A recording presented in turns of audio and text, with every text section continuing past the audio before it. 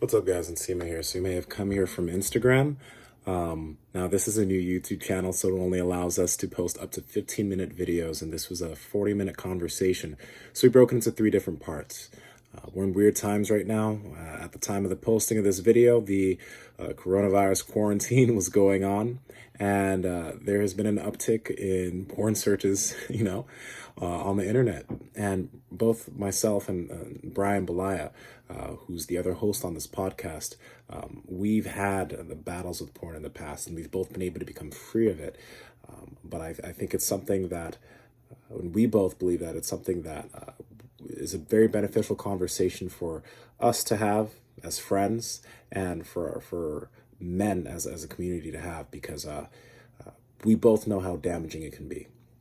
No matter if you want to admit it or not, porn and the addiction to it can be very, very detrimental, demoralizing, and just it can be pretty bad. So we talk a lot about tactics in these three parts and ways to become free of it. And we're going to do another episode on this in the future, but I hope you enjoy it. Hope you share it with some homies. If you guys can, head to our podcast feed on We Don't Know Yet on Apple or Spotify, and leave us a review. We do want to grow this podcast, and we want to build a community and have more conversations. Hope you guys enjoy, and talk to you soon.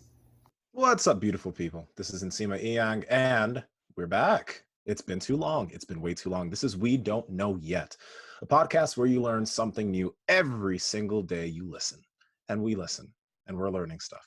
But what's up, Brian? It's been a long time. Dude, Has been a long time since I've seen you, but it's been a long time since we hit the mic.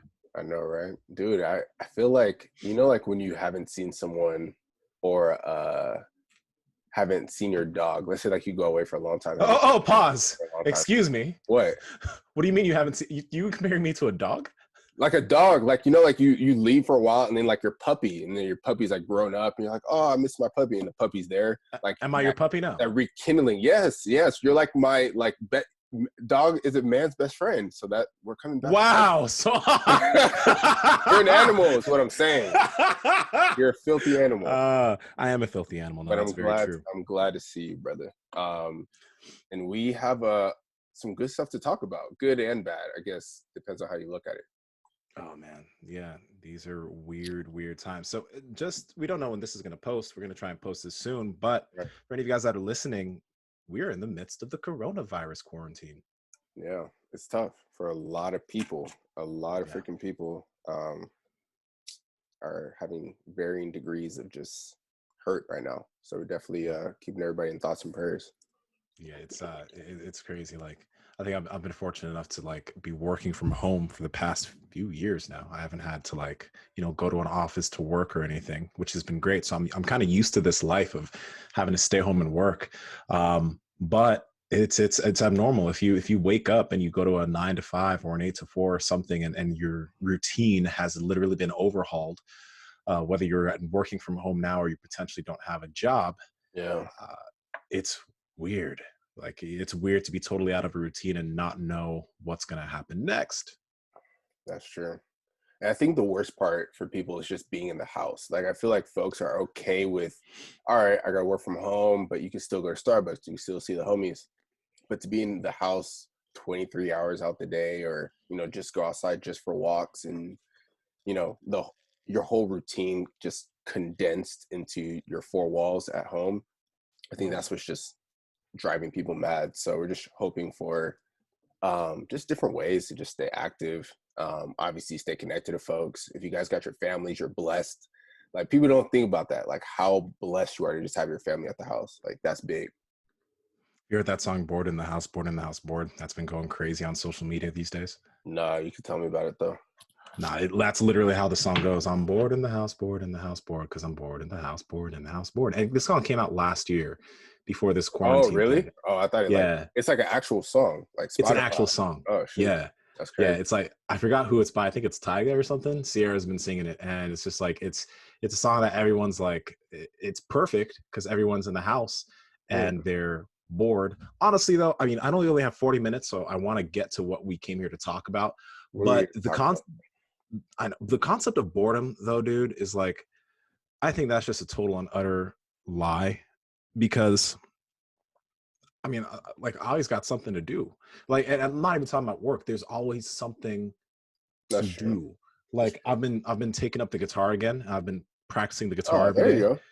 Yeah, I'm practicing the guitar every day. I've been just trying to figure out new things to like Hmm. learn since I can't go to like jujitsu every single day and have my normal routine, but Well, tell us I'm this never bored. before you go into it. Like, how are you on the strings? Like, do you feel like you're as good as you were? Is it like slowly those same things you used to do, like those same chords are coming back easily, or what? Mm. So I picked up the guitar again because when I played it as a kid, I only played it for like 2 months and then I dropped it.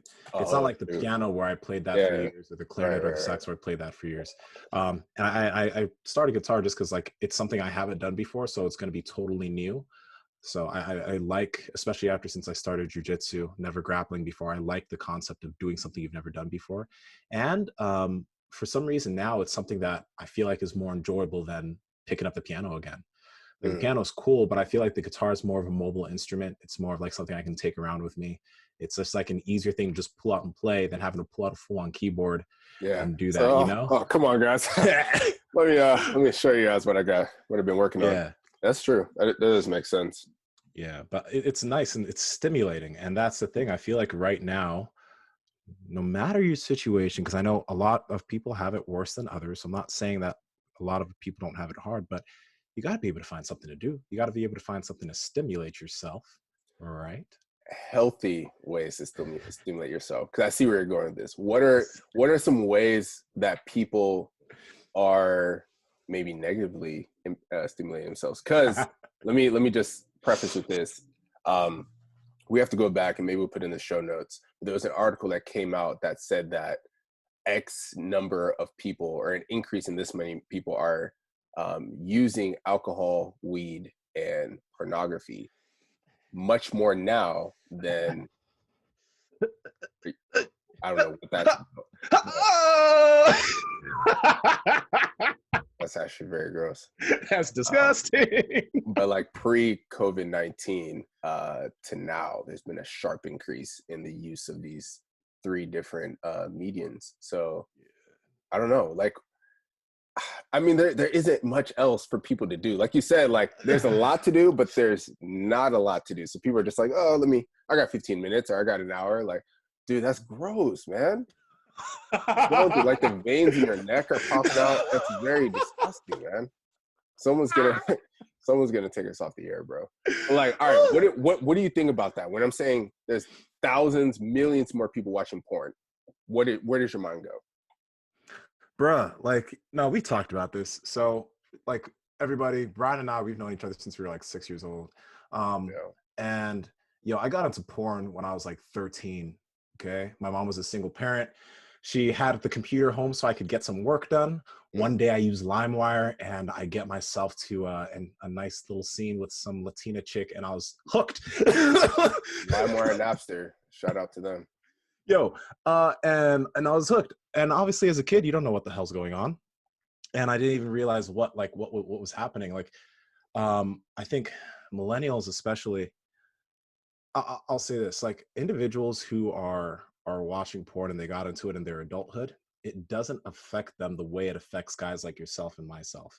Hmm. We were the first generation to have access to high-speed internet porn, and to a forming brain, using that as a stimulus whenever you're bored, whenever you're aroused, whenever you're lonely, you returning to that forms some really, really unhealthy connections, not just to sexuality, but to the opposite sex. Right. And it's like it's porn is a weird one, dude, because it's something that when you talk to a majority of people, they're like, "Oh, there's nothing wrong to watching a little porn, beating your meat here and there." Whatever. People, a lot of people, it's normalized, It is. although it's been researched how literally dangerous it is to the brain, to connections to the brain, um, to the way that men look at women. There's an art, not even an article. There was research done. I think they were flashing different pictures um, in front of men that watched a lot of pornography and men that didn't, reported not to. Hmm. And the same neurons fired when men looked at a hammer. These are amongst the porn watchers when they looked at a hammer versus when they looked at a woman tool. So the men that didn't report or watching porn, those connections didn't fire. So the men that are avid porn watchers, not only does it mess with the ways you look at women, you literally look at women like they're tools, in essence, sexual tools to get you off. And that's that, like, no, but think about it, like, I'm listening. I'm listening. and then there's so many articles on this. It's like the multiple tabs thing. Anybody who's watched porn in the past knows that you don't just ever watch one video. That's true. Am I right, Brian? Yeah, no, That's you true. have that video playing, but then you have another tab going and you find something else, and another tab going and you find something else. But you may see it as just like, oh, this is just a fun little session, but your brain sees that as you having multiple different sexual partners. And where Right. this leads is you're going to always need novelty.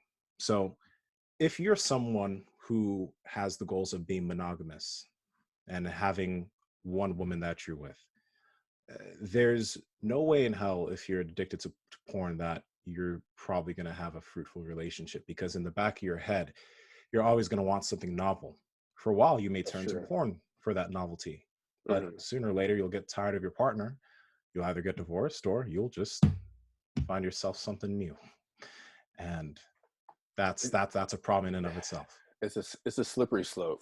It's a slippery slope, and I think it affects younger people more than potentially older people. When we say younger people, like you said, you started at 13. That's really young, right?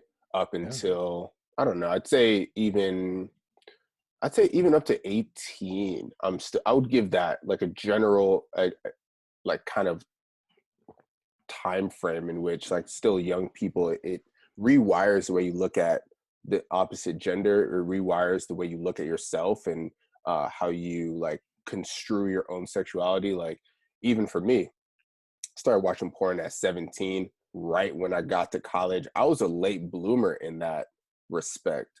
However, for me was, I remember, like, I can't go to college and just not know what sex is about. I got to learn this. I got to learn this. College girls out here.